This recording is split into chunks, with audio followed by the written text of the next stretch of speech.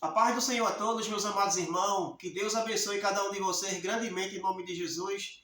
Quero deixar um versículo da palavra de Deus para todos os amados irmãos, que se encontra no livro do profeta Jonas 2, o verso 8 e o verso 9, que diz assim: os que observam as vaidades vão deixar a sua própria misericórdia, mas eu te ofereci sacrifício com a voz do agradecimento, e o que votei pagarei do Senhor, vem a salvação. Glória ao nome de Jesus. Esse versículo fala da história de Jonas, que Deus falou com Jonas para ele ir para a cidade de Nínive, pregar a palavra do Senhor para que o povo viesse se arrepender. Glória ao nome de Jesus. Mas Jonas não foi. Jonas fugiu. Glória a Deus. Mas ninguém se foge de Deus. Porque Deus é onipresente. Deus está em todo lugar. Ou você perto, ou você longe. Não tem como fugir. Não tem como escapar das mãos de Deus. E Jonas fugiu. Glória a Deus. Pegou um barco fugindo. Foi para Tarsis. Num barco onde tinha os marinheiros. E ali houve uma grande tempestade. Os marinheiros ficaram com medo. Os marinheiros pensavam que o barco ia afundar. E Jonas estava debaixo do barco, dormindo, descansando. Então os marinheiros foram até ele, acordar ele, para que ele se salvasse. Para que ele visse a situação que estava o mar, o vento, a tempestade. E os marinheiros também jogaram as suas mercadorias no mar, para que o barco não ficasse tão pesado.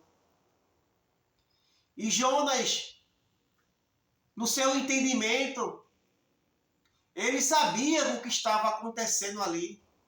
Porque Deus chamou ele para ir para Nínive, pregar a palavra de Deus para que o povo se arrependesse dos seus pecados, das suas iniquidades, que Deus não estava se agradando daquele povo. E ele não foi, e ele fugiu, e ele viu, ele teve entendimento que Deus estava trabalhando para que ele se arrependesse e fosse para aquela cidade pregar a palavra do Senhor, aquele povo desobediente e rebelde. Glória ao nome de Jesus. Então esse versículo também ele fala de vaidade, coisas passageiras, coisas vãs, coisas inúteis, coisas que não têm muito valor. A vaidade para Deus, que é santo e todo-poderoso, não tem valor. É coisas inúteis. É coisas que você está perdendo tempo. Tem pessoas que estão perdendo tempo com a vaidade. Deus querendo algo de você. Deus querendo algo de mim. E eu preso, se preocupando com as vaidades. Se preocupando com isso, se preocupando com aquilo. Se a Bíblia diz, buscai primeiramente o reino de Deus e a sua justiça, e as outras coisas vos serão acrescentadas. Então Deus quer que eu e você se preocupe com as coisas de Deus, porque são eternas. A palavra de Deus é eterna. As almas são eternas. Deus quer que eu e você se preocupe de pregar o Evangelho e ganhar almas para o seu reino. Isso é importante para Deus e os céus. Não é se preocupar com a vaidade. Muitos estão se preocupando com a vaidade, como se fosse algo importante. É importante para as pessoas que não têm Deus, que se importam com muitas coisas. Influência, beleza, multidões, aplauso, festa. Mas para Deus isso é inútil. Para Deus isso não tem nenhum valor. A beleza verdadeira é a beleza de Deus. A beleza eterna. A beleza que nunca muda. O homem se preocupa tanto com a vaidade, com a sua aparência, com a sua beleza, com a sua autoestima. Mas tudo passa, tudo envelhece. O homem veio do pó e do pó tornará. Não adianta um homem se preocupar tanto com a vaidade, com as coisas passageiras, com as coisas inúteis, com as coisas desprezíveis, que não tem muito valor. A palavra de Deus diz que Jesus Cristo, quando veio ao mundo, ele não tinha beleza, ele não tinha formosura. Nada de Jesus Cristo chamava a atenção das pessoas. O que chamava a atenção das pessoas de Jesus era a palavra, quando ele pregava, quando ele fazia milagres. Isso chamava a atenção, mas não a sua beleza, não a sua formosura, não o seu corpo. Jesus era simples. A palavra de Deus diz que Jesus Cristo era simples, igual uma pomba. Era uma pessoa simples, não tinha aparência. E hoje as pessoas querem se embelezar, se preocupam muito com a vaidade, esquecendo as coisas eternas, esquecendo as coisas santas, que Jesus Cristo ele é santo. Glória ao nome de Jesus. E o 9 diz assim: mas eu te ofereci sacrifício com a voz de agradecimento, e o que voltei pagarei do Senhor, vem a salvação.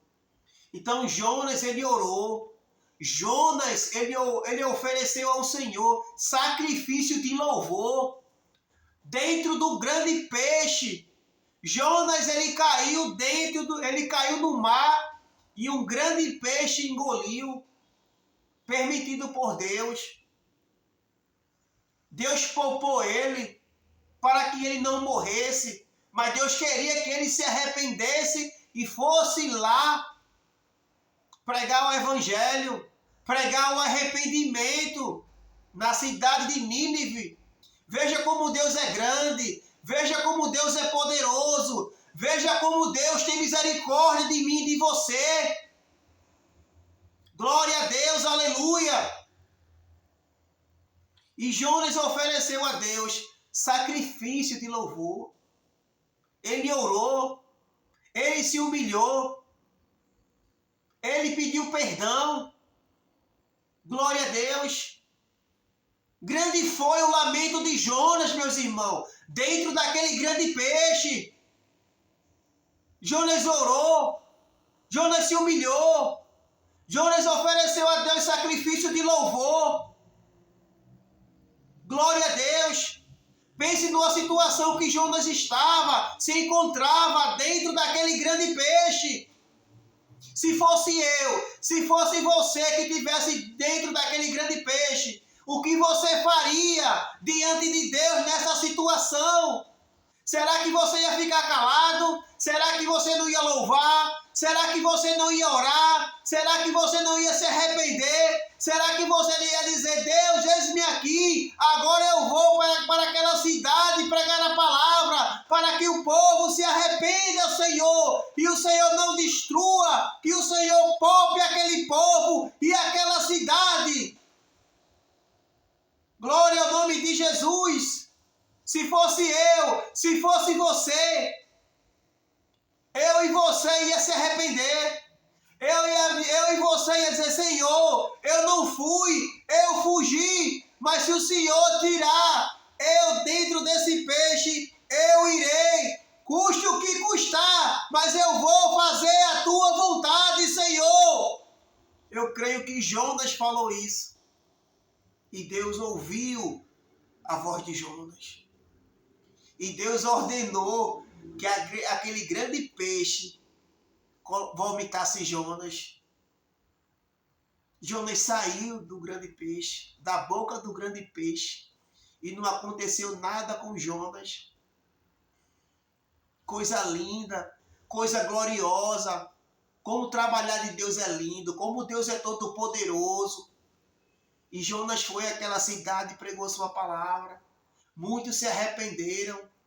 Muitos ouviram a palavra do profeta e se arrependeram dos seus pecados, das suas falhas, das suas iniquidades.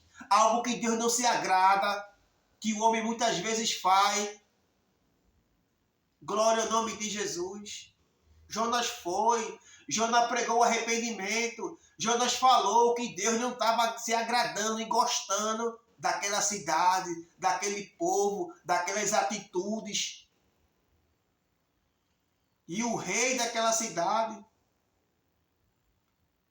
ele ouviu a voz do profeta, ele vestiu uma roupa de saco, Ele ordenou a todo o povo que jejuasse 3 dias.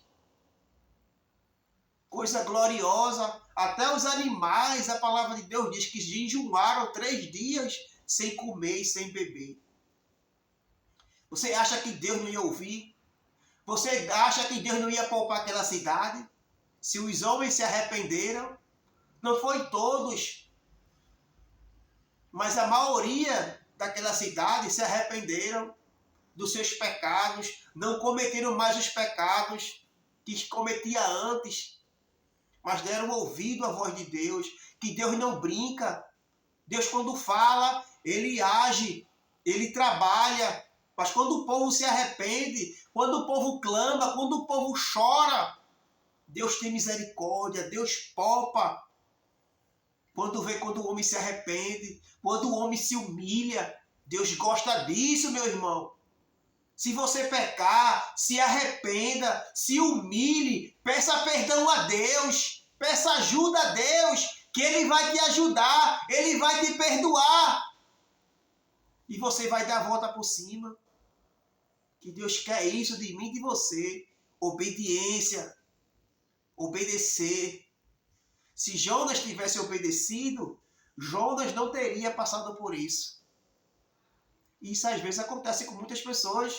Deus fala, a pessoa não obedece e acontece muitas coisas com a pessoa. É luta, é prova, é isso, é aquilo.